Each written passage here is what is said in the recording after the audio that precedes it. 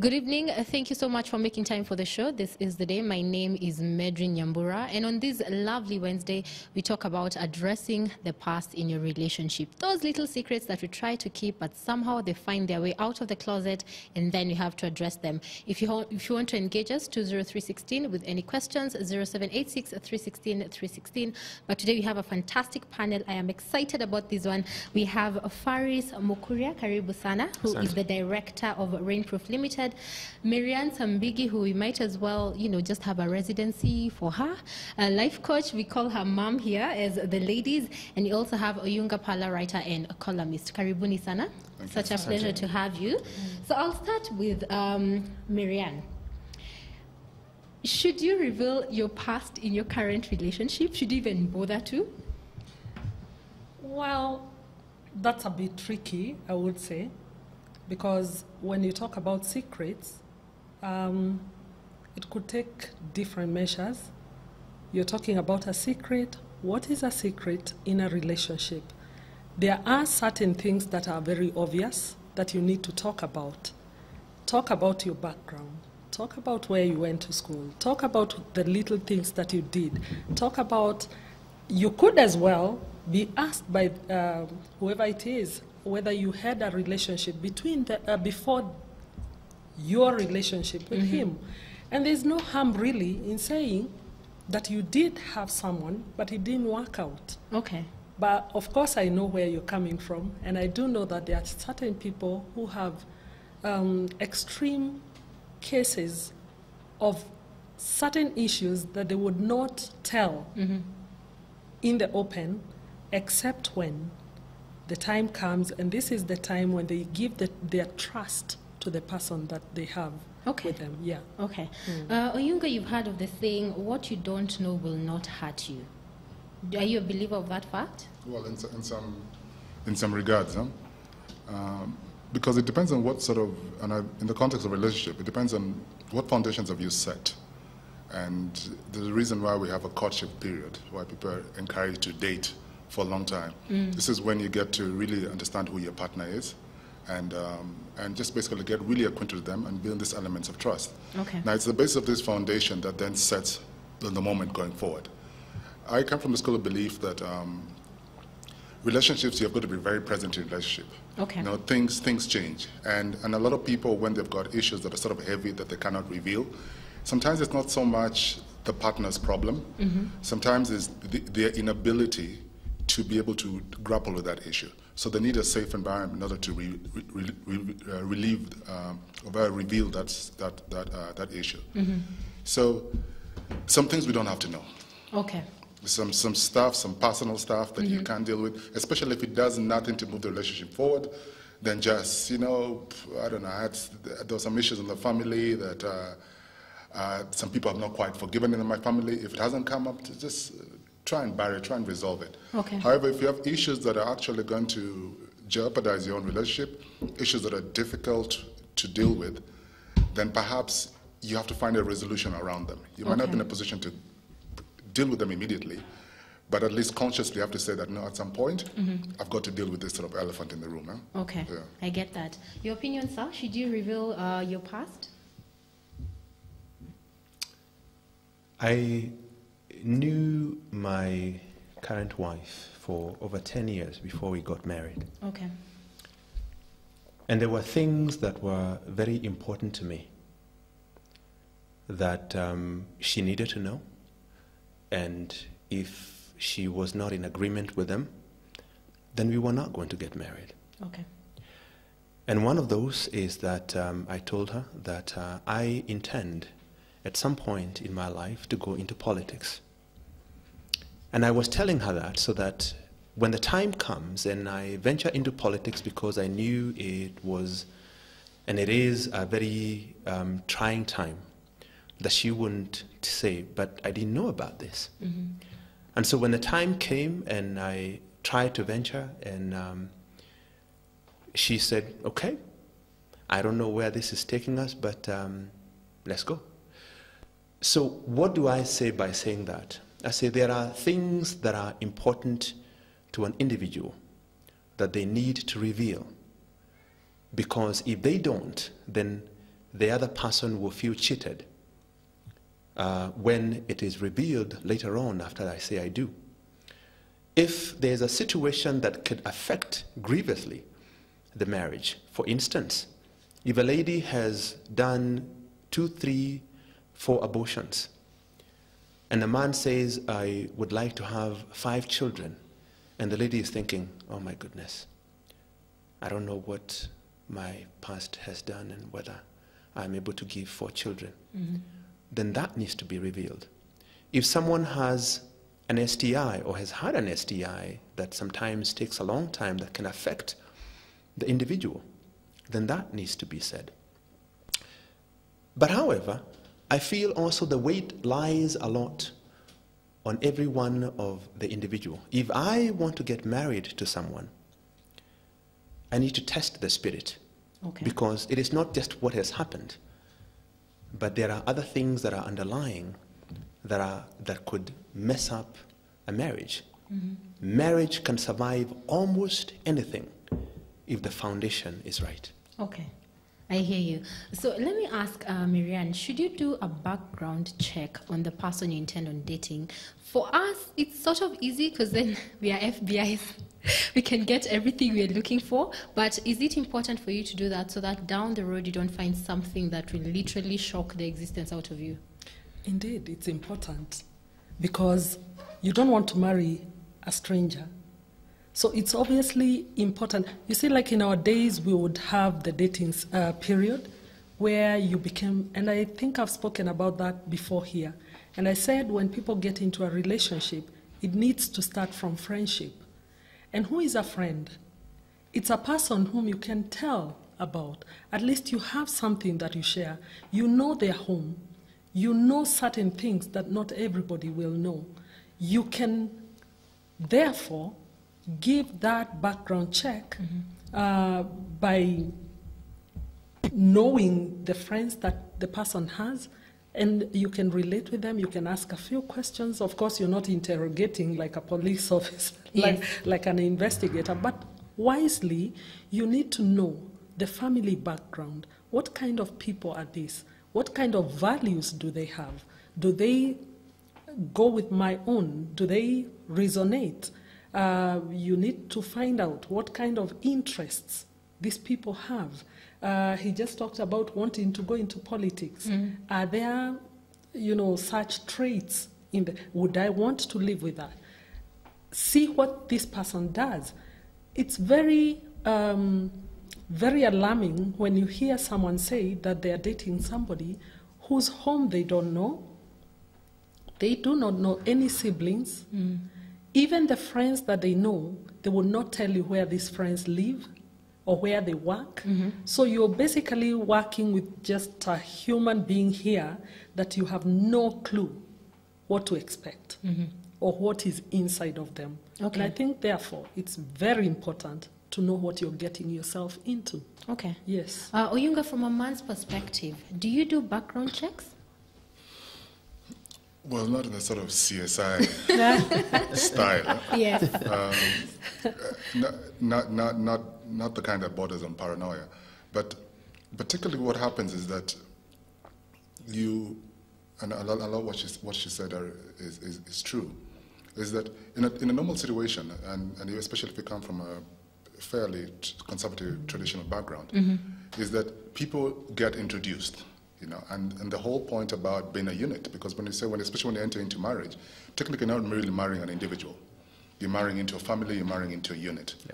So in a way, the point of the unit is to help you see, because there are things that you cannot see, because typically the person who's smack in love tends to be very blinded. That's true. There's some things that will be obviously like alarm signs, but you can't see. And every guy has the story about his mother saying, but I warned you about this one. Yes. And you could not see it. So So at least from my background, and we tend to be informed by our cultural backgrounds or our experiences, is that we use the analysis of the community. So somebody is introduced, and then from then on they get to reveal themselves. It's very easy for somebody to sort of like, even if we do a background check, because people can very sanitize themselves very well, as we know with double personas on social media, people can sanitize themselves purely, and you look at that and you think, wow, man, what a beautiful life.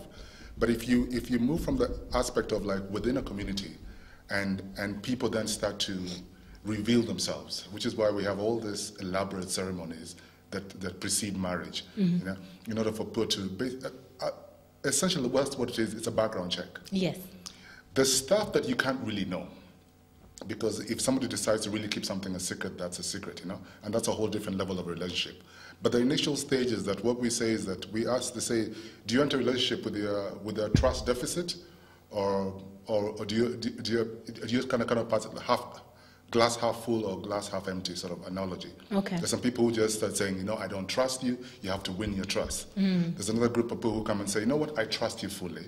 And so if you then give me reason to break the trust, that's the only reason I'll start to get curious. Okay. So it really depends on what your experience is and how you approach that particular situation. Huh? Okay. Yeah. We've been accused, and this is my generation, we've been accused of sort of foregoing the little details that you should be careful with, and we are taking it too fast. Do you agree? Do I agree? I do. I agree. But that is not your fault. Okay. It's not the fault of your generation. It is a fault of the generation before you. In order for a child to know the direction they ought to go, they need guidance, they need skills, they need support. And that is support that has lacked, because many of your parents have barely time for you. Okay. They barely spend time with you. I grew up with my grandmother. And my grandmother used to tell me, my boy, if you ever like any girl, please make sure you get to know their family. Know if they have a streak of witchcraft, if they have a streak of craziness, We've all gotten if that they have a streak of whatever it is. Yes. And if you decide to go into it, then go into it with your eyes open. Since we are in family television, the Bible does also say, test the spirit. Anytime I am counseling a couple to be, whether individually or together, I tell this, test the spirit. Because anyone can behave well on a Sunday morning. Anyone can behave well and dress well on a date. For me, before I got married, my wife and I, that time she wasn't my wife, we climbed Mount Kenya. And for 4 days we were in the middle of rain and cold and sleeping in bunks. And on top of Lenana, she was cold, her hands, and she had gloves on. She took off her gloves and she said, please hold my hands. I am so cold. And as we were going down, I said, if this woman can withstand all this, then she can withstand a lot, even in marriage. Hey, that, And I made my decision then. Amen. I'm not quite sure I would want that test. I'm not climbing any mountain. I'm sorry, I'm not doing that. But yes, in that moment, you knew that she was the one. Yes. Okay. We'll be asking you what you thought, and one of our producers went to the streets to ask that question. On Family TV, also live on Family Radio, talking about addressing the past in your relationship. And if you're just joining us, allow me to introduce my guests again. I have Mukuria, Marian, and Oyunga Pala to talk to us about the same. And a comment from you, amazing discussion, amazing ladies and gentlemen. You mean lady and gentleman? My first fiance I intended to marry. I found out later that I could not get along with her family because she had a disease that she did not, she hid until we had a child. We did not get married. I agree with the testing of the spirit, but what will you do when you found out that you made a big mistake and it seems so late? Marianne, I can read your eyes from here. Actually, I was so afraid that you would start with me because this is something that happened to a man. Yes. I'd want, first of all, to speak as a woman. Okay. And I think for us women,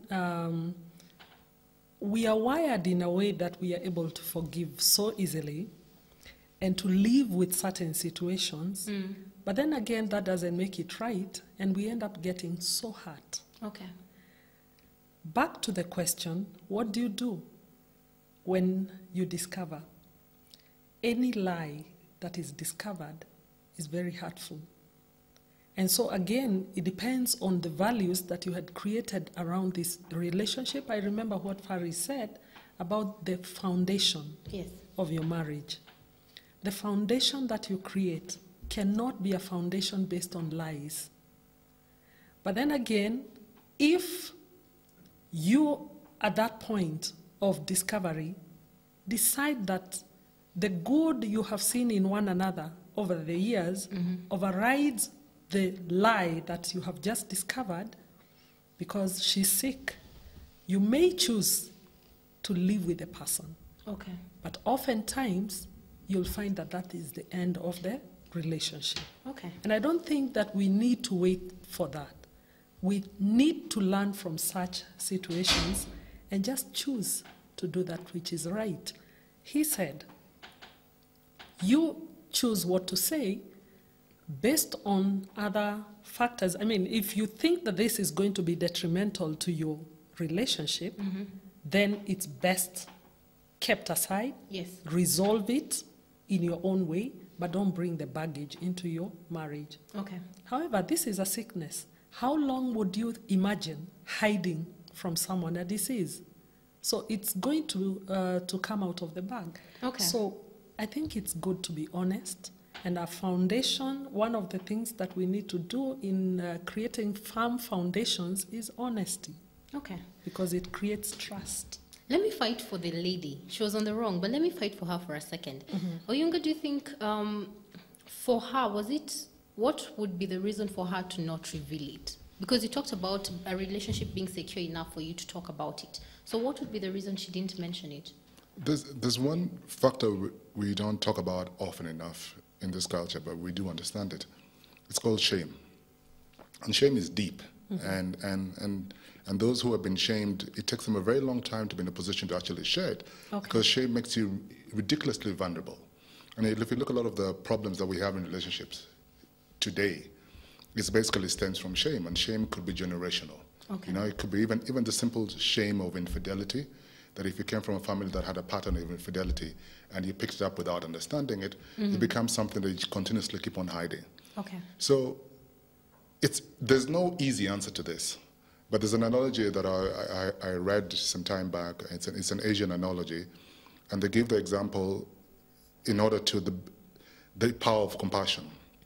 And they say, if you take a lump of salt and you put it in a glass of water and you try and stir it, it'll be very bitter. You'll not be able to drink the glass of water.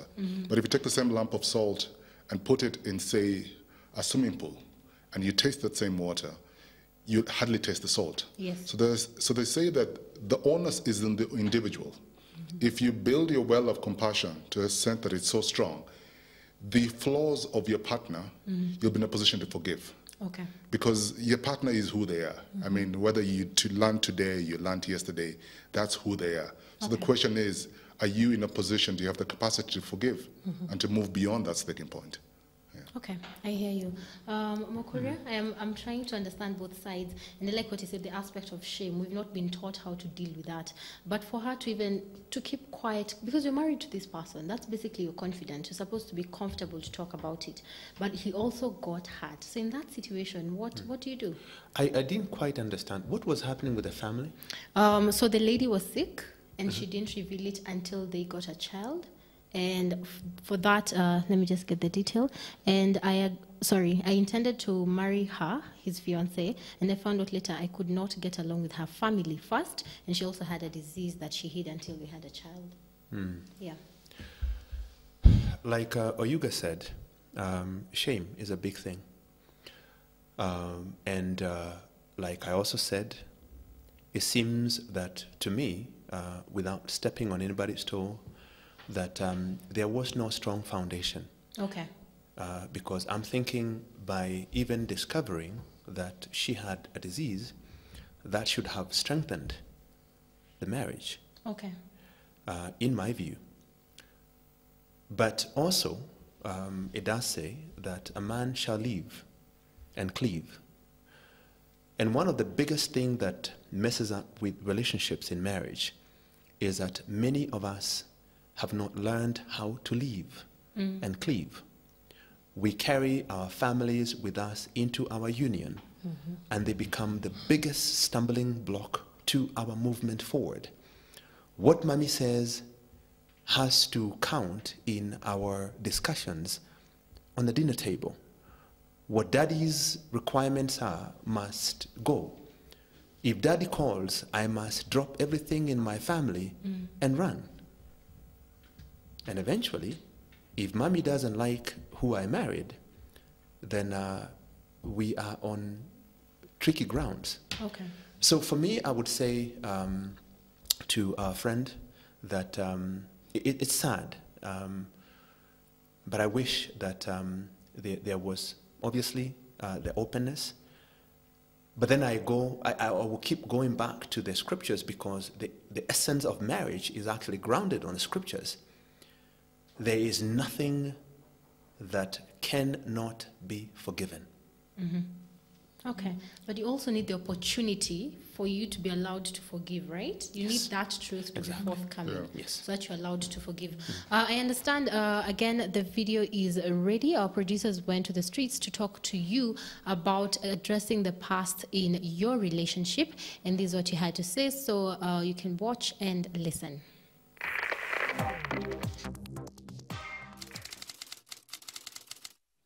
For me, I have a lot of fun around my past, because that is what it is, the past.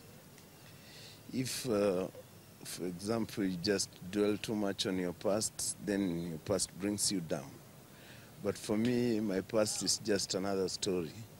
So I just have fun out of it as I let go as much as possible. But you see, sometimes the past life, you cannot compare it with the later life in marriage. Why? Unless God intervenes. He is the only one who can maintain the real love for a husband and a wife. I don't think if it's healthy to discuss about your past relationship into your current relationship. For you to have a decent relationship, you have to learn. You'll not be perfect when you get into a relationship for the first time. When you're knocked out off the horse, you have to know how to get back up. You learn from your mistakes. That's what I'm telling you. Like, if your spouse, okay, if your relationship partner doesn't like the way you treat them, learn to treat people better. If you are rejected, learn why you are rejected. Look at the mistakes. Say something impolite. Were you there for them? Like, those things, those small details. First of all, they should know what their spouse needs, because not everything can be telepathic. So you should speak to each other, be open, and be mindful of what the other thinks about. My past issues, first of all, I learned from them. I tried to learn from them. Whether I was like not polite or rude, or I wasn't like sharing time with each other, I tried to correct that. So that in my future relationships, I can better myself. The most important thing is before you start dating someone, you make things clear. These are my values. This is what I can take and can't take. Because of course, when you are in that relationship, you broke it, or you moved on from there because of certain things. So you have to sit down prior the relationship you're starting and make it clear to your partner.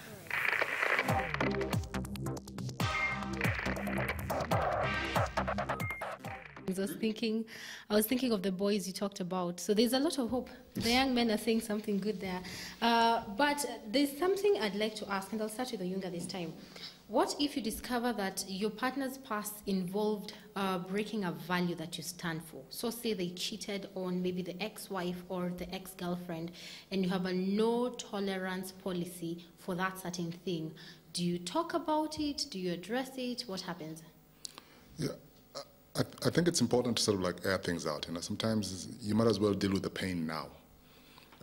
And it's the value question, and it goes back to what Mukuri had said. You know, it really goes back there. It's all about the foundation. Because if you get the foundation wrong, like any structural integrity of any relationship, the foundation is wrong, then things unravel very quickly. So the thing is that there are breaking points in relationships, you know, and some people have this thing called the list. And you put down a list and say, these are my no-go zones, and if you go there, then I won't be able to sustain this relationship. Okay. For the simple reason that if it's in a position where it actually, and this is now from a spiritual value perspective, if it's a position where it completely compromises your spirit, then I see no value in continuing with that relationship. Okay.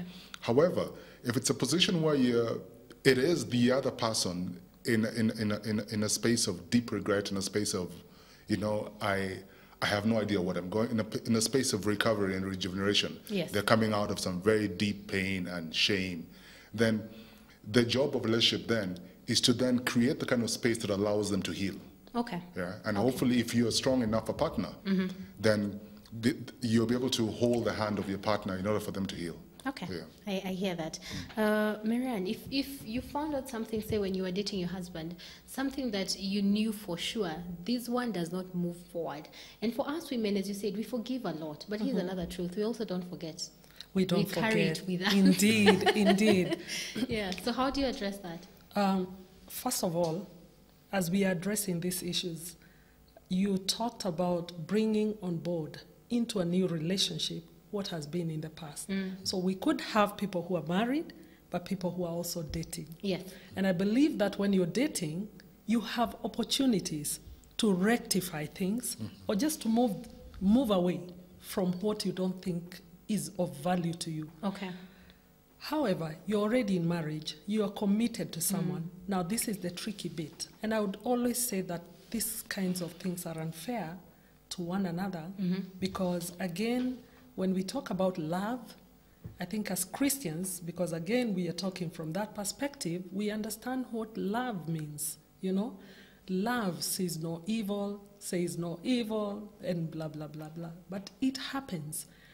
I heard about this guy who got married to someone, and then in the relationship, this lady goes to a witch doctor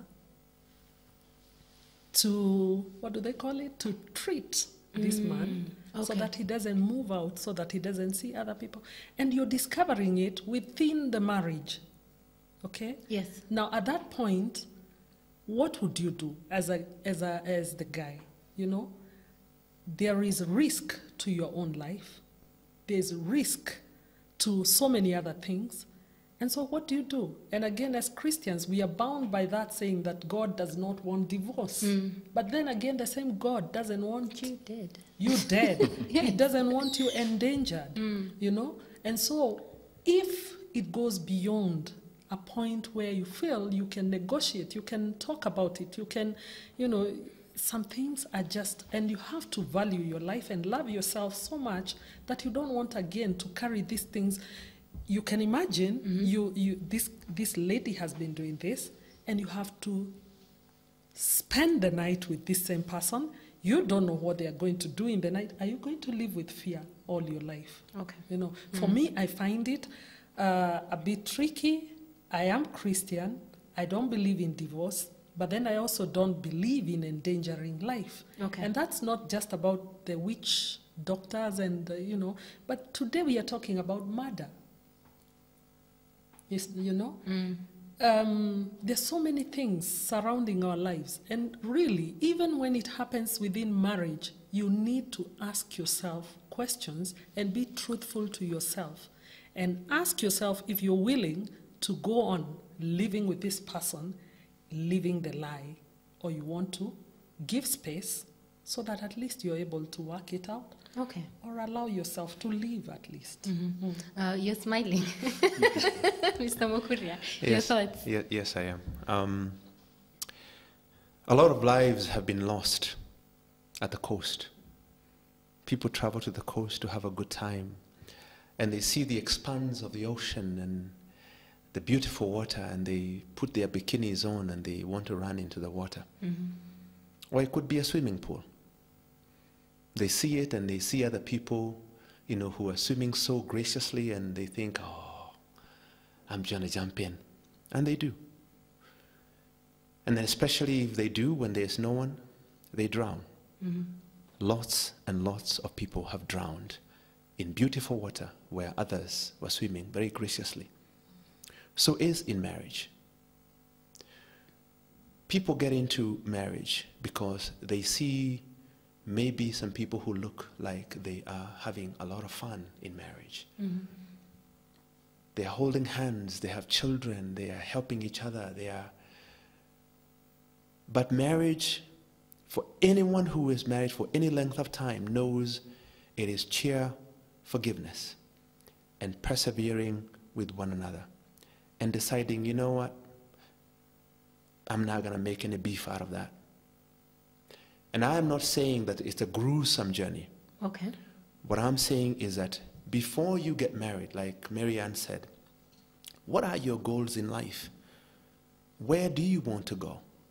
Do you have anything in common with this other person? Or is it because she has a nice skirt or she has a pretty face? Or maybe you're resonating because you like the same songs that are being played in a recorder somewhere. I was a student in the US for many years. I had many friends, but there was my number one criteria if I was going to get married. And indeed, as I was growing up, I wanted to get married to an American. But my criteria, number one, was whoever I desire to get married to or desire to get married to me must be willing to relocate to Kenya for good. If you didn't pass that test, we didn't even discuss anything else beyond that. Okay. And did that happen? I went through many until I found a Kenyan who was actually coming back home. We were not even dating or anything. But she said, you know, I am traveling back to Kenya next year. I asked, are you going for a while or are you going to stay? To stay. And my head started spinning and my heart started thumping. Yes. And here we are. And here we are. 10 years later, we got married. Okay. If you have any questions, 20316 0786 316 316 on WhatsApp. We still have a little more time to talk about it, so send your comments and questions and we'll get to them. We are live on Family TV, also live on Family Radio, talking about addressing the past in your relationships. And if you're just catching the show right now, well, it's not all bad, because you can catch it tomorrow from 8 to 9 a.m. in the morning on Family TV, and it also be on our website and YouTube with a channel name of Family Media. But now we're getting close to wrapping it up, but allow me to sample these. Hi, words of wisdom right there. I agree, marriage is not for the faint-hearted, but for the strong, and even the two cannot be together unless they agree. Marriage outside of God stands no chance because he has the blueprint, and this is from Phil. Phil, you always catch the show. Asante sana. So just some feedback from him.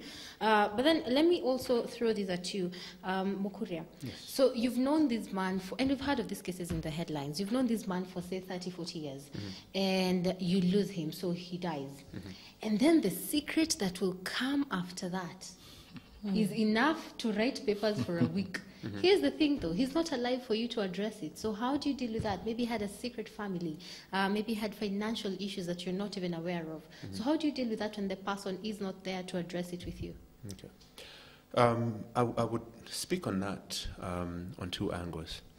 One, as men, sometimes we would rather die than reveal ourselves, and we actually do. Statistics are telling us that out of every 5 people who commit suicide, 4 are men. And men don't joke. When they decide to commit suicide, they will commit suicide. So sometimes we would rather die than reveal ourselves. And this I don't like to blame, but this I put on the shoulders of the patriarchy environment where we say men are not supposed to cry.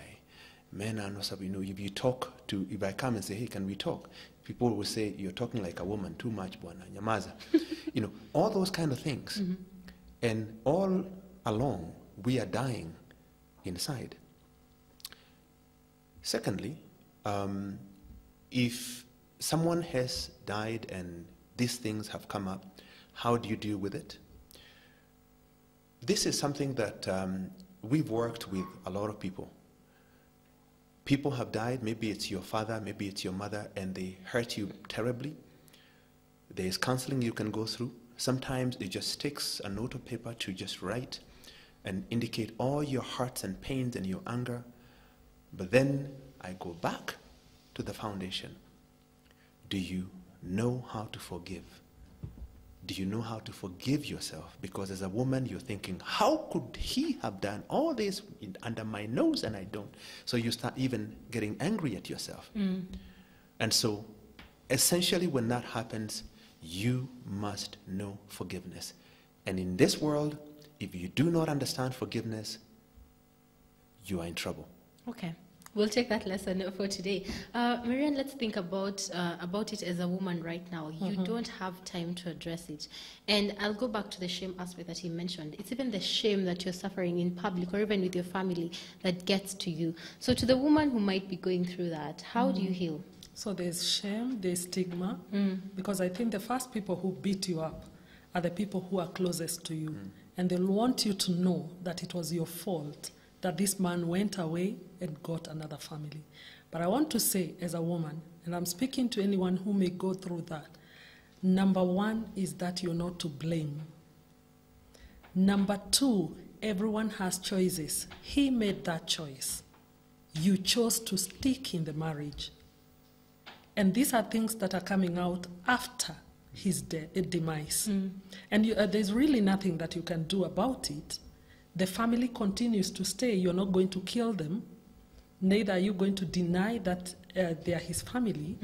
And I know it's difficult because alongside it comes a lot of wrangles, people claiming the property, infighting because there's no understanding. Where did you come from? I lived with this man. If he was sick, I took care of this man, and you're talking about all these things. But in the end, life has to continue. And the choice is yours. If you want to live with his baggage or you want to live your life. I stuck with you till your demise. I lived a fulfilled life. If you made your mistakes behind my back, they're only coming out now. Number 1 is, again, forgiveness. And number 2 is choice to move on. Okay. You have your children. You have whatever it is that God has blessed you with, and therefore you cannot peg your life or your happiness on someone else. Neither can you tag along the mistakes of somebody else into your future. So it's really a matter of choice. I'm not saying it is easy, and betrayal has always been painful, even for Jesus, who was betrayed by his closest friend. So betrayal is always painful, but in the end, life has to go on. Okay. So how you move on is your choice. Okay. Oyunga, how do you find healing in that situation? I think it's important to understand that it takes time. Sometimes people just sort of assume that once the incident ends, then I can just heal. I don't want to see him again. I don't want to think about him again. And it takes time. It can take a very long time. So it's to understand that when you've been hurt, it will take a while to heal. I think the other important aspect that perhaps has not been mentioned, all the points that have been mentioned are quite valid, is the idea that, especially when you're dealing with aspects of shame and sort of like public scrutiny and scorn, is that, and this is a phrase I read many years ago, I don't remember who the author was, but it said something to this regard, that if people speak ill of you, live in such a manner that nobody believes them, that it is important to have your own standard, to have your own truth, and to live with that truth, to respect that truth, and to give it some value. Because sometimes you'll be in situations where seemingly the whole world around you seems to be scorning you or putting you down. But if your truth is really, your truth is solid, then ultimately your truth will last the course. Yeah. So healing takes time. Healing, it's like a wound. It's a day-to-day thing, and especially emotional wounds. But the first thing is to accept it that I am hurt. I am hurt deeply, because that's the first. Before you forgive yourself, you've got to start saying, you know what, this man, 20 years of my life I have given, or this woman, 20 years of my life I've given. This has hurt me badly. But the moment you make that acceptance, invariably the healing begins. Okay. Yeah. Okay. So and that's part of really, because they say, and the last perhaps an analogy is that sometimes our pain is like we carry our pain like Atlas on our backs, and you got to lay your pain down. Yeah. And then start the healing process. But if you don't lay your pain down and carry it around and hope that it's going to disappear, then I think you're conning yourself. Huh? Okay, yeah. I hear that. There's a lady who sent in a comment. You're saying, "Hi, Family TV. Had felt so heartbroken after finding my man had cheated on me with a lady who I called a friend. He brought her into my house when I was away, and that's after having given birth. But he didn't apologize. The problem is I find it hard to forgive, and I always pretend that everything is okay. And these are cry for help because she says, please help me." So you have about 3 minutes, so 60 seconds each, and then we'll see how we can help her. Okay. Marriage is about relationships. Relationships have issues. It doesn't matter which relationship. The question I would want you to ask yourself is, in this battle, whom do you want to win? Do you want God to win, or do you want Satan to win? And that is where sometimes you just say, you know what? I forgive you. Remember Jesus on the cross, looking down on people who had just nailed him, and he says, forgive them. At least, as I know, he hasn't nailed you on the cross. I know it's painful, but forgiveness is a way to go. You might need some more help to understand that. Okay. Marianne, I think my other worry for her is that she says she pretends it didn't happen. So she's burying it in herself. So how do you bring it out so that you can actually address it? Actually, that is one big mistake for her to pretend. And I like the fact that she admits she pretends. But you see what Oyunga said? Lay down your pain. Address it. Because that's the only way. For as long as you're pretending, there's no movement. You can move forward. So again, I don't hear her saying that she wants to leave the marriage, which is a good thing. And if she really wants to stick on in the marriage, then she needs to face this issue. And the best way probably is just to confront the guy, start off the conversation. And if it goes beyond, because sometimes the hurtfulness may get to a point where you cannot even discuss, it's always important to bring in a third person who can help you through it. But I think she needs to act on it. She needs to face that pain and address it. Okay. So Oyunga, your thoughts on the same? I think they pretty much summarized everything. Maybe to add on is just, I think the last point of Marianne said, the counsel is important. Sometimes issues are so big that you can't resolve them on your own.